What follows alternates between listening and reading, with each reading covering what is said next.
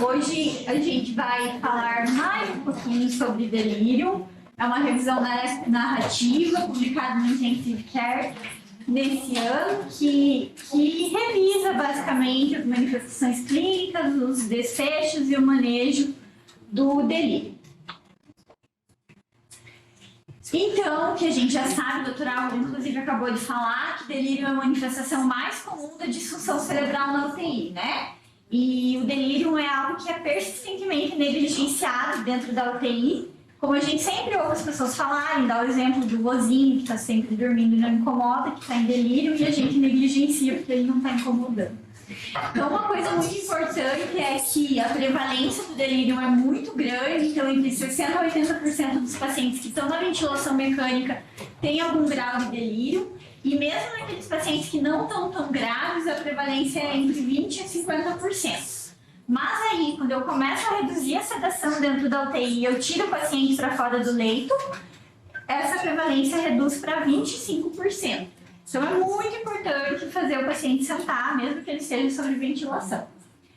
Então o objetivo desse artigo era basicamente, o que eu já falei, descrever quais são as evidências do diagnóstico, da prevenção e do manejo do delírio.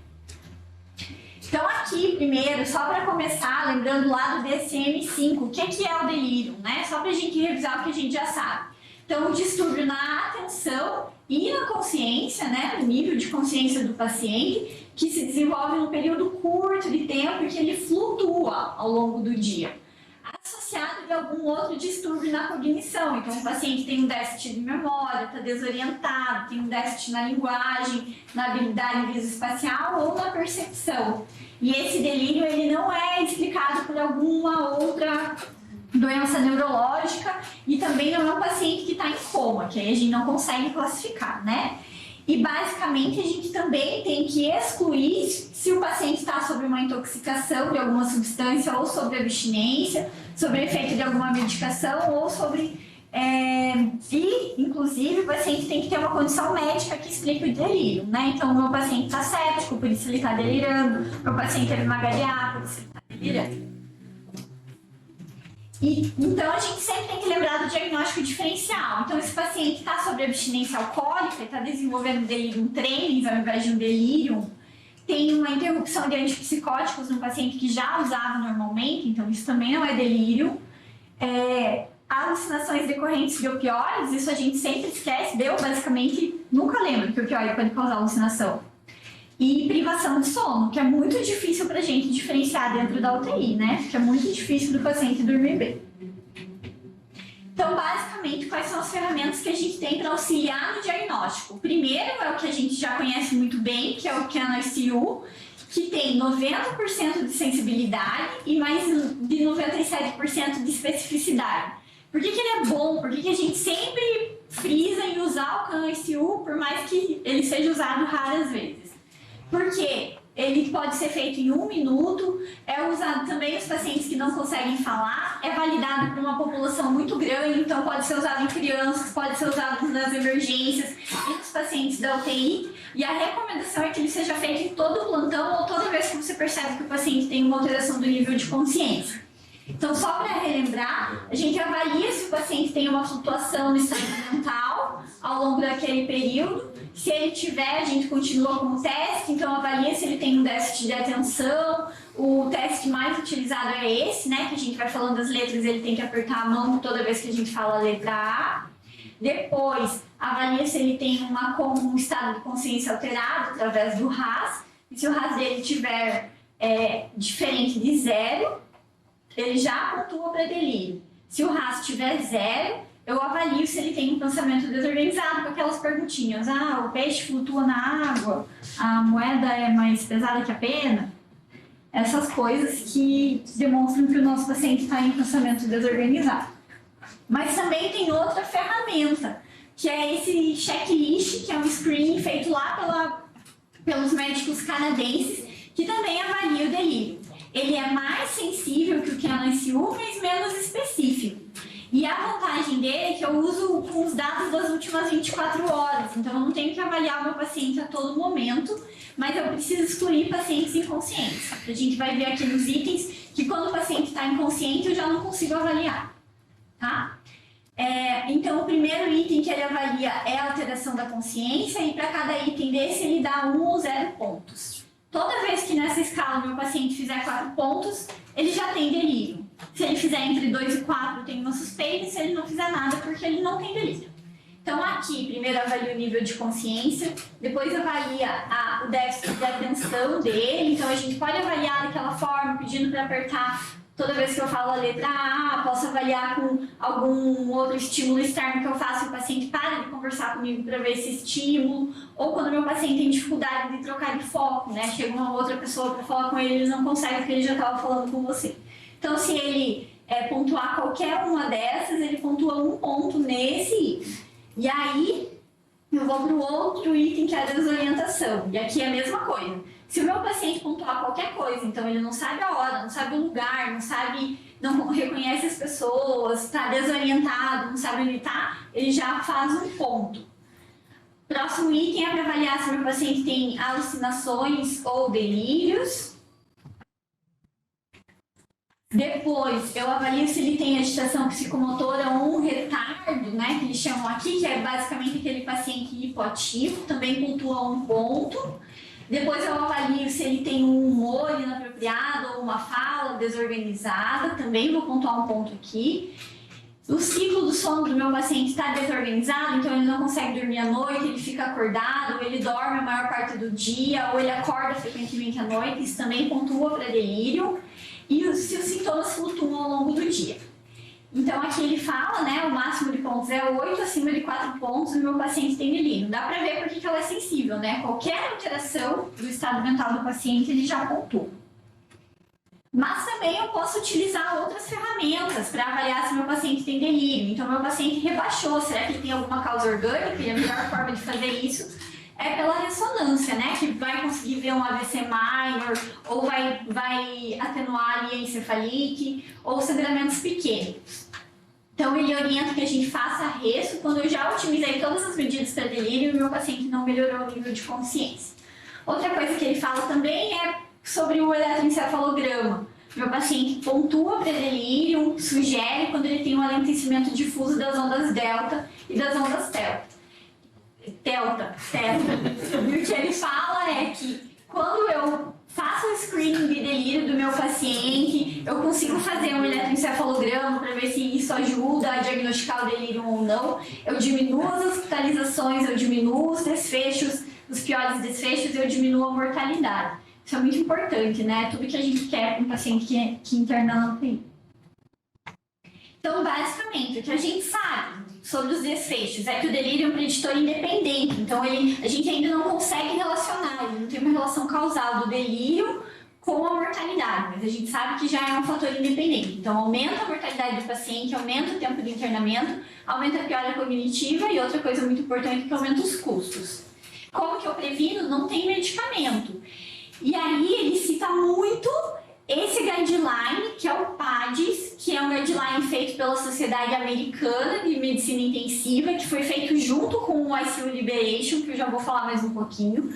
Foi feito lá em 2018, que é basicamente um guideline para ajudar o médico a lidar com dor, agitação, sedação, delírio, a imobilidade do paciente na UTI. Então, não existe medicamento para prevenção, tá? E aqui ele fala, nós sugerimos não usar haloperidol para prevenir o delírio, não usar dexmedetomidina ou outros psicóticos atípicos. Uma coisa que ele fala muito é sobre as estatinas. Tem alguns estudos sugerindo que a estatina possa ajudar a reduzir o delírio, mas não tem nenhuma evidência que isso aconteça. Então, não é para usar se o meu paciente está bem. E aí, como que eu trato? Também não tem nenhum medicamento eficaz. O que eu faço quando eu estou fazendo aldol, quando estou fazendo quetiapina, é reduzir a agitação, reduzir o delírio, reduzir a ansiedade do paciente. Mas eu não estou tratando o delírio em si. Então, aqui, de novo, as estatinas não têm evidência. Para controle de agitação, a melhor droga é o haloperidol ou os outros antipsicóticos que são atípicos e a dexmedetomidina. A gente usa muito, né, nos lugares que são disponíveis, mas não tem nenhuma evidência que seja melhor do que as outras drogas, tá? O que esse guideline recomenda é que use dexmedetomidina para quê? Quando tem o paciente ventilando e a agitação dele é um fator que vai atrasar a extubação ou desmame da ventilação do paciente. O único RCT que tem isso, ele fez o screening de 21.500 pacientes, era um estudo bem grande, em 15 UTIs, mas o que aconteceu? Acabou o Precedex antes de terminar o estudo, então não deu para concluir. E aí ele sugere que a gente use também esse mnemônico para não esquecer de alguns fatores do delírio. Então aqui ele usa remediação da doença, né? O que é isso? É mitigar o delírio, basicamente. Então sempre lembrar que retenção urinária faz delírio, paciente com hipoglicemia também, constipação intestinal é uma causa muito importante, né? De admitir paciente na UTI rebaixado, vai ver o avôzinho não faz cocô há vários dias. Lembrar das drogas que a gente para quando o paciente chega na UTI. Então, se o paciente já usava alguma droga em casa, de uso contínuo, para dormir, eu tomo clonazepam. É importante não parar totalmente, né? Porque o paciente vai fazer delírio, ele não vai dormir bem, principalmente dentro da UTI. E lembrar sempre do ambiente. Então, eles falam da fototerapia, da participação familiar, da psicoeducação. Nada disso tem evidência, nem a participação familiar. Mas a fototerapia, que é realmente fazer terapia de luz com o paciente, deixar o paciente exposto à luz pelo menos por 4 horas no dia, para tentar fazer com que ele tenha um ciclo circadiano bom, não tem nenhuma evidência. Então, ó, aqui eles falam, os membros do painel que escreveu ali, o guideline, julgam que as consequências indesejadas da terapia de luz, elas superam os potenciais efeitos desejáveis. Então, eles orientam que a gente não faça. Então, aqui, o que a gente tem que fazer, basicamente? Então, a gente tem que lembrar desse mnemônico, que é um mnemônico básico, né, da UTI, o A-F, né, do A ao F, que foi criado pelo ICU Liberation. Agora eu percebi que não está funcionando o microfone, eu acho. Enfim, tá. Então, esse mnemônico foi criado pela equipe da Sociedade Americana de Terapia Intensiva, num projeto que eles chamaram de ICU Liberation, que era basicamente para liberar o paciente mais cedo da UTI e evitar os erros ou as coisas ruins que a gente pode causar para o paciente dentro da UTI, evitar, enfim, as coisas, o que o paciente pode agregar de ruim estando internado na UTI. Então, basicamente, lembrar que a primeira coisa é classificar a dor do paciente, avaliar se ele tem dor, prevenir a dor dele e manejar a dor com drogas que sejam de múltiplas classes, né? Então, começar com os analgésicos simples, evoluir com opioides, se for necessário, com outras drogas. A ketamina tem muita gente usando ultimamente, porque é uma boa droga para manejar a dor. Depois, o B, então fazer ambas as coisas do briefing. Então, acordar o paciente que está na ventilação mecânica, fazer teste de respiração espontânea para o paciente. É uma forma que a gente viu. Quando eu tiro o paciente do leito, quando eu reduzo a ventilação do meu paciente, acordo ele, coloco ele para respirar espontâneo, reduzo o delírio em 25%. O C, então, choice, escolher a analgesia e a sedação que for melhor para o meu paciente. Então, a gente sabe que é pior usar benzodiazepínicos para sedar um paciente, principalmente com insuficiência renal, porque a eliminação é muito mais longa do que o Propofol, que a meia-vida é mais curta e que eu consigo acordar o paciente muito mais rápido. Então, o D de delírio, né? Então, avaliar o delírio, prevenir, manejar, avaliar com o CAN-ICU, com o ISDFC, mobilizar precocemente o paciente, exercitar ele.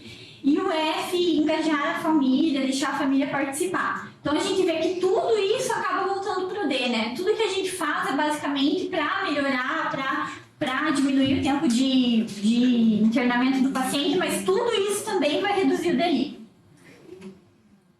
E aí, agora, no Covid, eles fizeram esse novo mnemônico do ICU Liberation, que incluiu aqui o R, que é o Respiratory Drive Control. Então, o que eles falam? Que agora, durante o Covid, muitos e muitos pacientes, a gente viu isso também, ficaram muito tempo sedados, muito tempo bloqueados, e isso aumenta muito a incidência de delírio também, além das outras consequências para o paciente. Então, eles incluíram o R para a gente lembrar, né, que sempre que o paciente puder deixar o paciente sem sedação, se ele não tiver acoplado ao ventilador mecânico, o que eu preciso fazer é adaptar o ventilador mecânico ao paciente, não o paciente ao ventilador mecânico. Então, a gente tem que entender um pouquinho de assincronias. para tentar deixar o paciente mais confortável na ventilação e colocar ele em ventilação espontânea assim que possível. E por fim, o que a gente não sabe? Bom, a gente não sabe um monte de coisa sobre o delírio. Então a gente não tem uma ferramenta objetiva validada que diagnostica o delírio, são só tabelas e escalas que sugerem que o paciente tem delírio. Sobre a fisiopatologia, a gente não tem basicamente nada, a gente sabe que é uma inflamação neuronal, que é um sinal de disfunção orgânica, mas como que acontece, ninguém sabe. Quais são os modelos fenotípicos do delírio? Então, existe um estudo que tentou separar delírio por sepse, delírio por causa neurológica, delírio por outras causas, mas isso não está bem consolidado, tanto que a gente nem usa, né? A gente também não tem quais são as inferências causais com os desfechos, então, como que o delírio causa maior mortalidade, como que o delírio causa maior prolongamento do internamento do paciente na UTI. A gente não tem nenhum biomarcador e não tem nenhum RCT, né? Vocês viram que eu não falei nada de estudo clínico controlado e randomizado sobre o delírio, que é muito difícil de fazer. Então, aqui, só resumindo um esqueminha do artigo para a gente avaliar o delírio e tratar. Então, se você acha que o teu paciente está com alguma alteração mental, tem uma dificuldade para falar, está com uma fala inapropriada, eu tenho que usar o CAN-SU ou ISD-SC para avaliar o delírio. Então, se aqui nessas duas escalas tem algo que sugira o delírio, eu já sei que o delírio está presente. Ou se nessas escalas eu não pontuo para fechar delírio, mas fica com uma pontuação intermediária, eu posso ter um delírio, um subdelírio, na verdade, uma subsíndrome que eles falam, que não é um delírio totalmente fechado, mas é que um paciente que está evoluindo para um quadro de delírio mais importante. Então, o que eu tenho que fazer? Primeiro, lembrar de mitigar a doença, então parar, ver se o paciente está com retenção urinária, se ele está hipoglicêmico ou se ele está constipado, ver se eu tirei alguma droga que o paciente já usava e melhorar o ambiente. Aí eu avalio se esse delírio está sendo muito estressante para o paciente. Então, ele está muito agitado, ele está muito ansioso, ele está tendo muita alucinação. Se sim, olha o que ele orienta, evite benzodiazepínicos. Então, não faça benzodiazepínicos no teu paciente. Considere outros antipsicóticos ou usar dexmedetomidina. Se não, então dê tempo para o paciente, não precisa fazer medicação. Tem que agir com a equipe, tem que tirar o paciente fora do leito, tem que fazer visitas familiares mais frequentes, algo que possa melhorar o delírio do paciente sem precisar medicar. E aí, claro, também tem que lembrar 24 horas por dia de tratar todos os potenciais fatores relacionados ao delírio, que é tudo, né, gente? Hipercalemia, sepse, se eu parei alguma droga psicoativa que o paciente já usava, que ele fala, ó, fazer o ultrassom da bexiga sistematicamente para ver se o meu paciente está com retenção urinária, avaliar o movimento das alças intestinais. Então, qualquer coisa a gente sabe que pode levar a delírio. Mobilizar o paciente assim que possível e sempre facilitar o encontro da família. Se eu não tenho nenhum sinal de delírio, não tenho critério presente, aí que eu vou pensar nos diagnósticos diferenciais, que estão basicamente aqui embaixo. Então, o meu paciente pode estar numa abstinência alcoólica, aí sim eu vou dar benzodiazepínico para ele. Meu paciente pode estar em psicose, aí eu vou precisar tratar com antipsicóticos, eu vou precisar de uma avaliação psiquiátrica. Meu paciente tomava opioide em casa, muito comum lá nos Estados Unidos, né? Então, eu estou com uma abstinência do tratamento que o meu paciente tomava, talvez eu deva reintroduzir mesmo o que ele já tomava. Meu paciente está recebendo opioide na UTI e as alucinações dele são relacionadas ao opioide, vários opioides. E o meu paciente não está dormindo, ele tem um sono patológico, fica muito acordado, ele passa a maior parte do tempo acordado à noite, dorme de dia, acorda durante o sono. Então, eu tenho que ajudar algo para induzir ele a dormir. E aqui ele considera usar a dexmedetomidina. Acho que é isso.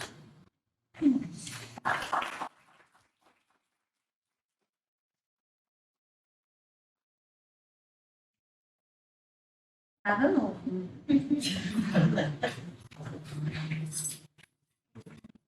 Você assistiu a aula de sepsis? Qual aula? Do Surviving Sepsis Campaign? Valeu, já? Valeu. Por quê? Eu acho que a parte que mais... Você não estava aqui na reunião da quarta passada? Tava. Estava? Ah. Então você já viu todo o meu comentário já com o Vinícius? O Vinícius me sai da cabeça. Durante o comentário dele, acordo, o comentário dele me deixa paranoia, esquizofrenia, franca.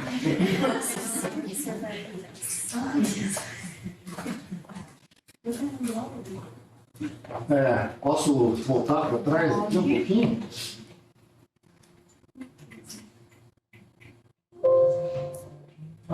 Eu acho que isso aqui é o estado da arte de delírio.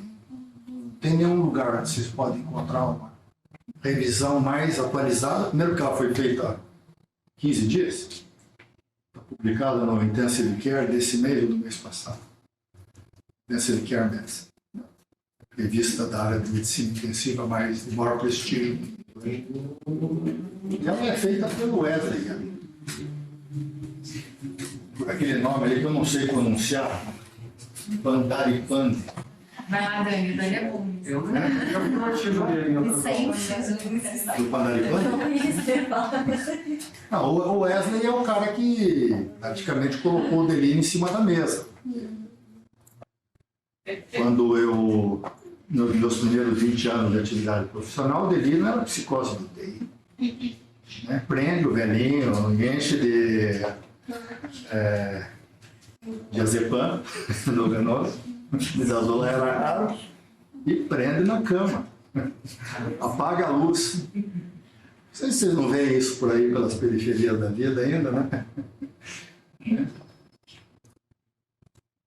E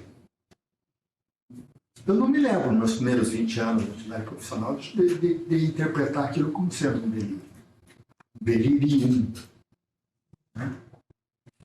Essa alteração que decorre da dificuldade de manter a atenção, principalmente dentro da medicina, que leva, consequentemente, eventualmente, a alucinação, a hiperatividade ou hipoatividade, dependendo do fenótipo da apresentação do delírio. E ele é o responsável pelo site ICU, deliriumicu.org, né? Com o desenvolvimento do CAN ICU, que a partir daí foi possível a gente poder identificar uma alteração que era induzida pelo estado de internamento do doente dentro da unidade de terapia intensiva, que tinha um prognóstico a médio e longo prazo muito ruim. Que a gente tinha que fazer alguma coisa que aqueles doentes que desenvolviam delírio no UTI tinham um prognóstico, uma evolução clínica no médio e no longo prazo ruim. Alteração principalmente PICs, né? Alterações que vocês veem pós-unidade de terapia intensiva, dificuldade de sono, alterações cognitivas, e eventualmente demência acelerada posteriormente, está muito relacionado com o desenvolvimento de delírio dentro do UTI. E os ensaios clínicos, principalmente com dexmedetomidina, começaram na Vanderbilt, no caso do Wesley L. Esse, possivelmente indiano, eles trabalham juntos. Ele era um fellow lá, e começou os primeiros estudos com dexmedetomidina, o tratamento do delírio, a prevenção do delírio. Depois, o tratamento do delírio é do Bandaripande. Então, e eu gostei muito da apresentação, da maneira como está estruturado. E mesmo eles sendo praticamente os pais do delírio, eles têm muitas dúvidas. Né? Eles não vieram aqui fazer nenhuma defesa pessoal do CAN-SU, né? Os métodos de se fazer diagnósticos, eles não são absolutamente sensíveis e específicos. Embora eles tenham sido quem colocou a dexmedetomidina no mercado e defendeu durante muito tempo, eles já fizeram uma reanálise, principalmente depois do SPICE, né? Eu mostro para vocês o SPICE 3, não sei se vocês lembram. A gente revisou, acho que o SPICE no começo do ano passado. Foi um estudo com 4.000 doentes, publicado no New England, sedação, dexmedetomidina versus sedação usual.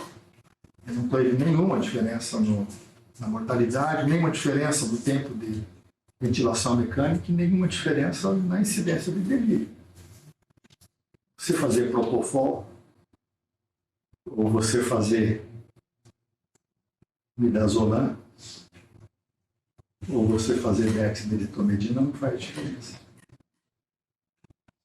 Por que os estudos iniciais com dexmedetomidina pareciam ser melhores do que propofol ou com benzodiazepínico? Porque lá atrás a gente não fazia interrupção diária de sedação. A gente anestesiava. É claro que benzodiazepínico em altas doses, mesmo propofol em altas doses, faz sedações muito intensas, isso gera mais lesão cerebral. Esses doentes daí acordavam pior.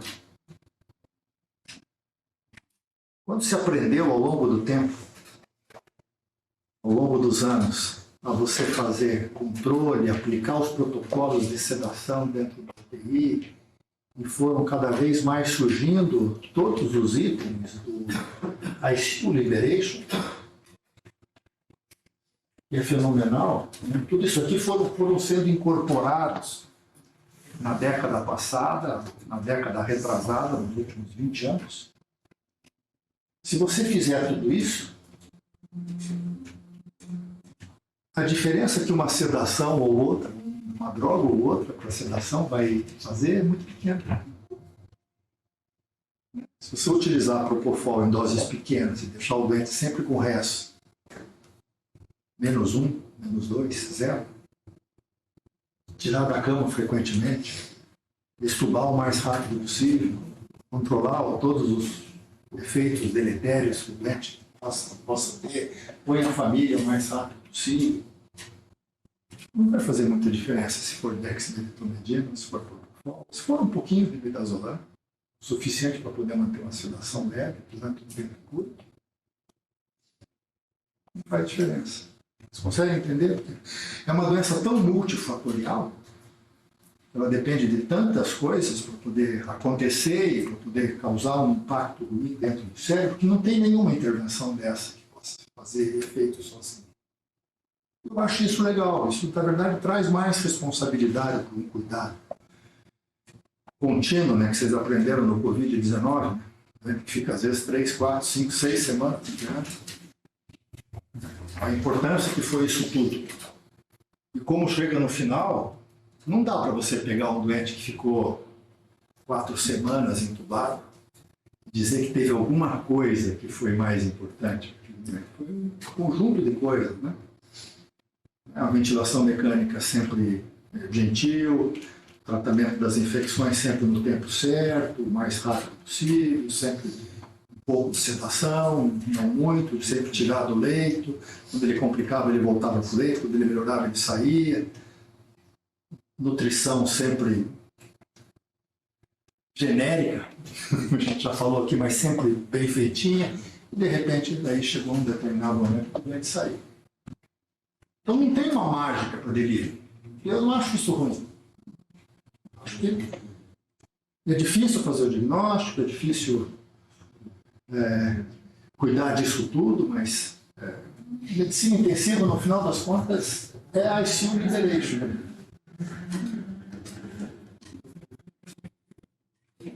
Vocês também, acho que foi uns 4, 5 anos atrás, a gente fez um workshop do ICU Liberation, que deu um livrinho, uma brochura publicada pela Society of Critical Care Medicine, Sociedade Americana. Tem acho que 20 apresentações. E acho que deve estar no site do CEPET. As 20 apresentações, os 20 slides e os 20 textozinhos em PDF. Cada um ressaltando um desses elementos que são importantes. Eu não sabia do R.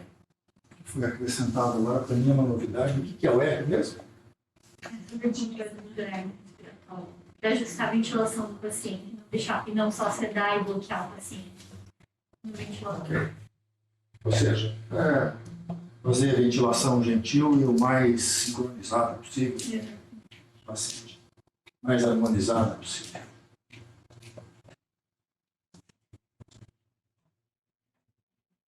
Alguém quer fazer algum comentário? Bruna, quer fazer algum comentário? A tua última reunião também, ela fez... Explodiu a última reunião do quadro? Eu acho que a gente não vai deixar, a gente vai... Você primeiro. Hein? A moça que vai primeiro, velho. Já vou Você não vai fazer um sorteio? Você dormir.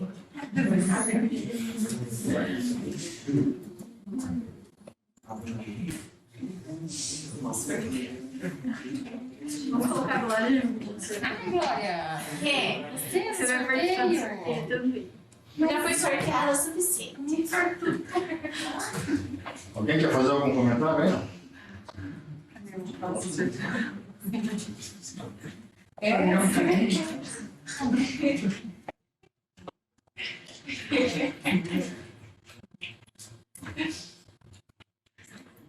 Gustavo, tudo bem, Gustavo? Boa tarde. Tudo bem? E daí? Primeiro, eu achei a aula da Bruna sensacional, né? Só. Eu apresentei um artigo daquele outro autor, acho que indiano, faz uns Pra daí, 3 meses que eu apresentei o artigo dele no também. E o que fica bem claro para a gente é que a primeira coisa quando o paciente chega na UTI, assim, em relação ao delírio, é a gente avaliar o fator de risco desse paciente para desenvolvimento de delírio, né? E a gente tem algumas estratégias aí para avaliar as chances de desenvolver delírio. E a gente deve atuar em cima disso, né? Quando a gente já está lá fazendo o CAN ICU para ver se ele está em delírio ou não, já é tarde. Porque qualquer intervenção daí para frente não vai alterar o desfecho dele, né? O que a gente pode fazer como intensivista para melhorar o desfecho de mortalidade desses nossos pacientes é prevenção, né? Tudo aquilo do AOF que a Bruna falou e principalmente ficar bem em cima dos pacientes com fator de risco, como as idosos. Grandes cirurgias, né? Sépticos, enxerga mal, tá de prótese, óculos. Bom, não consegui contato aqui. Vou gastar mais uns 3 minutinhos só aí. Já. Então, eu gosto da ideia, quando começou a história do delírio, de colocar o delírio como uma manifestação de disfunção do sistema nervoso central. Assim como o canáriozinho que apita, quando tem alguma alteração de um gás dentro de uma mina, ou quando tem, por exemplo, uma alteração do estado hemodinâmico, e uma das primeiras manifestações é uma oligúria. O rim começa a sofrer e apresenta oligúria. O pulmão começa a sofrer, tem taquicardia, uma queda da PaO2. O cérebro, quando começa a sofrer, ele tem alteração da capacidade de manter a atenção.